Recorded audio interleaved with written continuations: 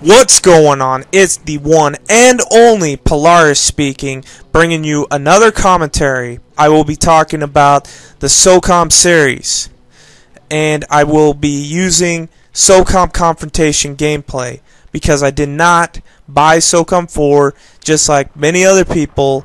Anyway, the Socom series, in my opinion, is the greatest tactical shooter series of all time. Most people that have played Socom would probably agree with me, but since leaving the PlayStation 2 and going on to play other games like Call of Duty, I have not found a game that can capture that same experience I had back on the PlayStation 2. I'll admit, Battlefield 3 is kind of like the way Socom was, but it has a long way to go to match the same experience I had on Socom 3.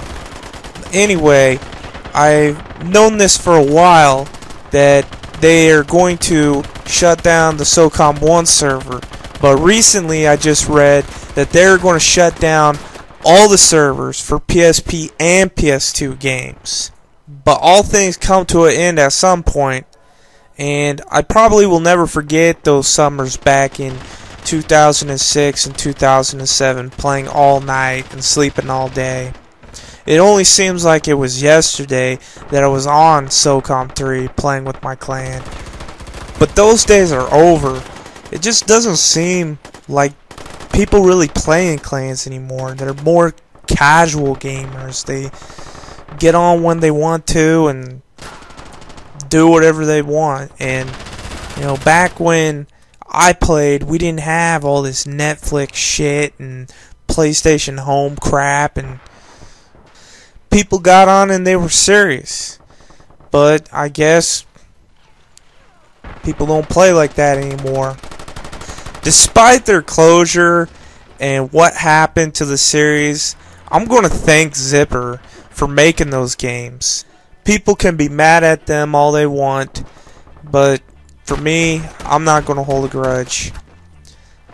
I had a lot of fun playing those games, and you guys know that you had fun playing those games too.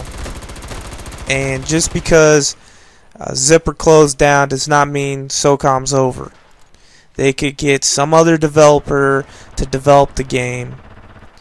It most likely will probably not play like the originals, but hopefully, if they do decide to make another title, they could get a developer that would look at the old games and maybe just put a few additions in there and make it work and bring back that experience.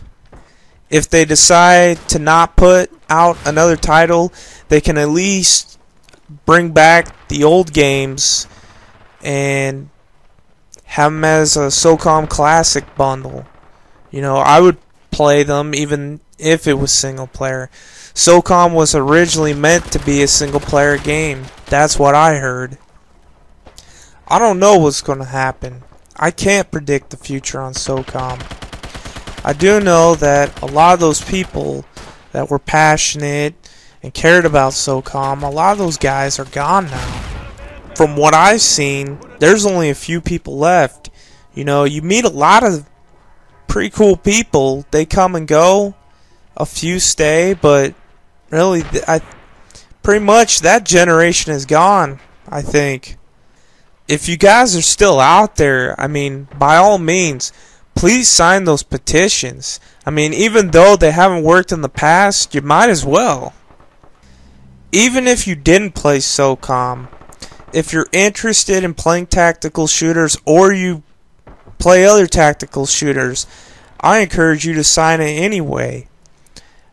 Another thing is, the same thing that happened to Socom is happening to the Brothers in Arms games. They're overhauling their game, and it's pissed off a bunch of people, including myself.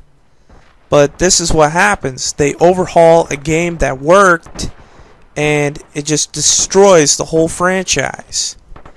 I mean, think about it. What about if McDonald's stopped serving hamburgers and started serving burritos? Would you be fine with that? I don't think anybody would like that. Even though SOCOM may be over, we will never forget those epic days on Desert Glory playing as the SEALs against the terrorists. But at least we can tell the real-life SEALs that inspired an amazing gaming franchise. Mission accomplished. Osama bin Laden is now dead.